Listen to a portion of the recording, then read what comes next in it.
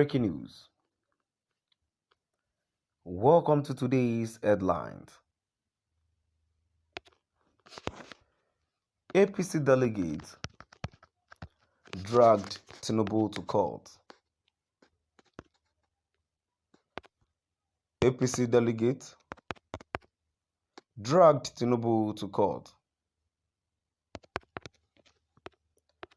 To my dear listeners, from wherever you're listening from, please stay tuned as I read today's news.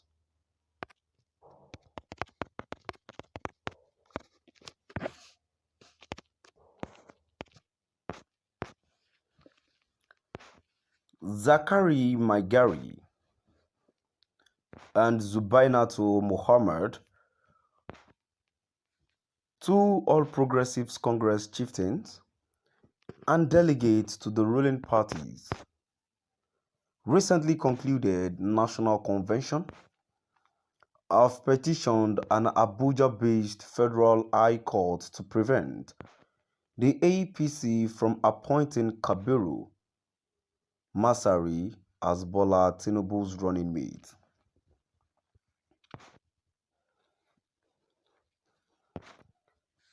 Remember that after winning the ruling party's presidential primary, Tinubu reportedly submitted Masari's name to the Independent National Electoral Commission (INEC) as a stand-in candidate.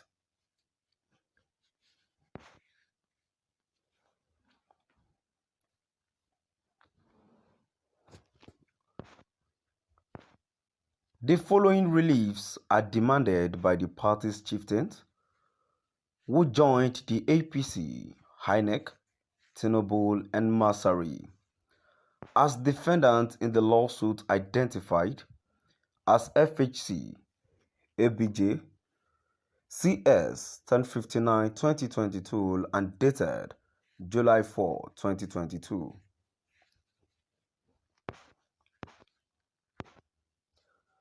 Whether it is legal for the four defendants, Masari to withdraw as the vice presidential candidate of the one defendant, APC, and the running mate of the three defendants, Bola Ahmed Tinubu,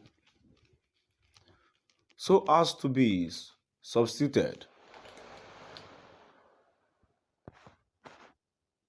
or replaced with another person by the one defendant APC as the candidate for the office of Vice President for purpose of the February 25th, 2023 presidency, given the combined effect of Sections 142(1) and Sections 29(1).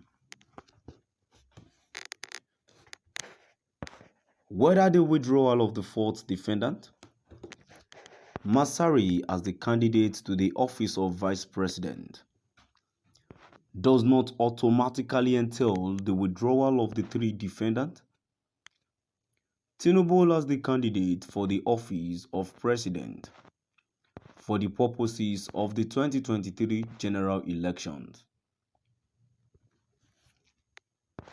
In light of the joint ticket provision in Section 142 of the Constitution of the Federal Republic of Nigeria 1999,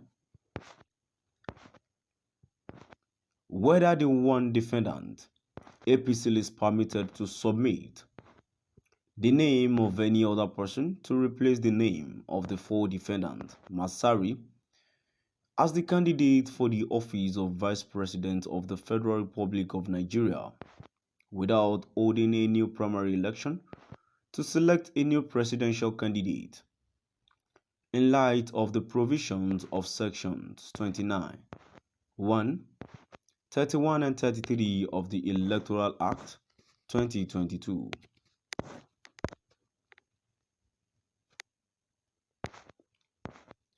Whether the three defendants, Tinubu, can legitimately undertake or effect the nomination of any other person to replace the Masari.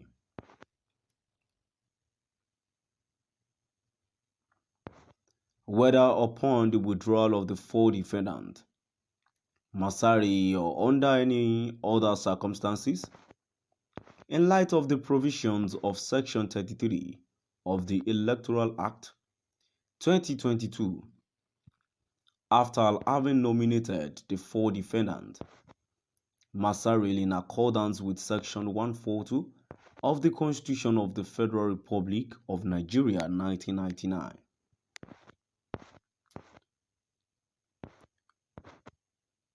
The plaintiffs argued that just as Section 142 defines the joint ticket for the presidential candidate and vice presidential candidate,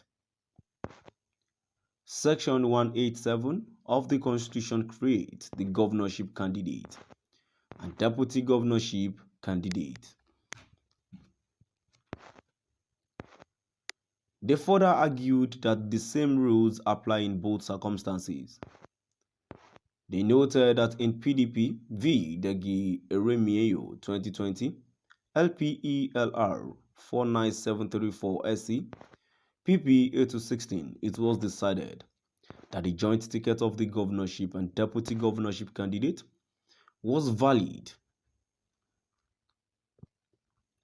In conclusion, the disqualification of the first respondent tainted the joint ticket of the first and second respondent that was sponsored by the third respondent.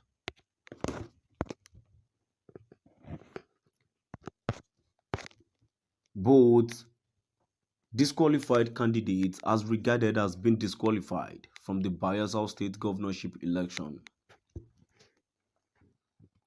If these lawsuits accurately reflect the law, it is thought that other parties than the APC will also be impacted. Other political parties with similar agreement, like the Labour Party, which also uses Dr. Doyin Okukwe as a stand-in, might be impacted. To my dear listeners, now we've come to the end of our today's news. Please do drop by at the comment section and let us know what your view is all about. Thank you for listening.